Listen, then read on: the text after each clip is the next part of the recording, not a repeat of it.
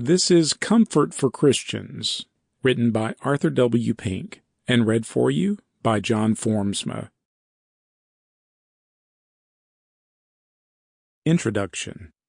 The work to which the servant of Christ is called is many-sided. Not only is he to preach the gospel to the unsaved, to feed God's people with knowledge and understanding, Jeremiah 3:15, and to take up the stumbling stone out of their way, Isaiah 57:14, but he is also charged to cry aloud, spare not, lift up thy voice like a trumpet, and show my people their transgression, Isaiah 58:1, and compare 1 Timothy 4:2.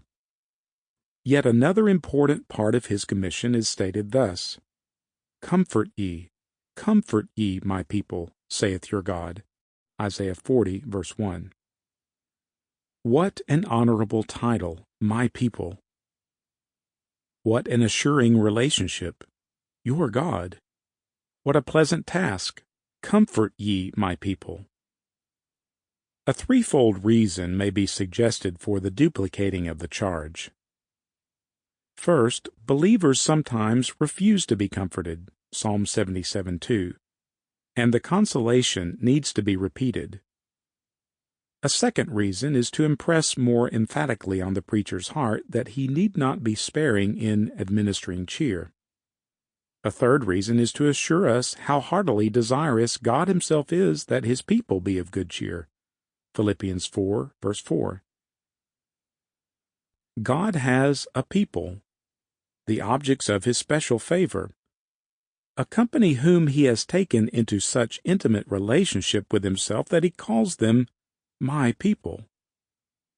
Often they are disconsolate because of their natural corruptions, the temptations of Satan, the cruel treatment of the world, the low state of Christ's cause on earth.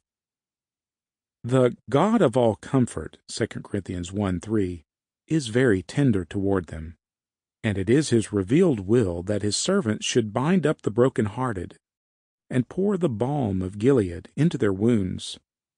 What cause we have to exclaim, Who is a God like unto thee?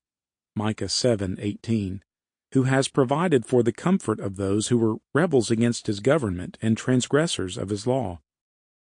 May it please him to use his word, as expounded in this book, to speak peace to afflicted souls today, and the glory shall be his alone.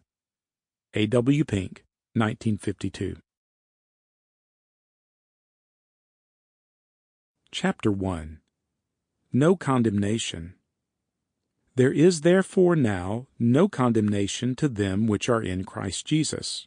Romans 8:1. There is therefore now no condemnation.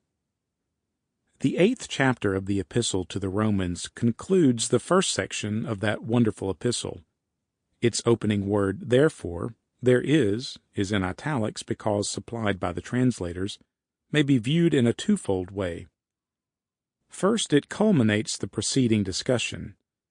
Because Christ has been set forth a propitiation through faith in his blood, chapter 3, verse 25, because he was delivered for our offenses and raised again for our justification, chapter 4, verse 25, because by the obedience of the one the many, believers of all ages, are made righteous, constituted so legally, chapter 5, verse 19, because believers have died judicially to sin, chapter 6 and verse 2, because they have died to the condemning power of the law, chapter 7 and verse 4, there is therefore now no condemnation. But not only is the therefore to be viewed as a conclusion drawn from the whole of the previous discussion, it is also to be considered as having a close relation to what immediately precedes. In the second half of Romans 7, the apostle had described the painful and ceaseless conflict waged between the two antagonistic natures in one who has been born again, illustrating this by a reference to his own personal experiences as a Christian. Having portrayed with a master pen, himself sitting for the picture, the spiritual struggles of the child of God, the apostle now proceeds to direct attention to the divine consolation for a condition so distressing and humiliating. Sample complete. Ready to continue?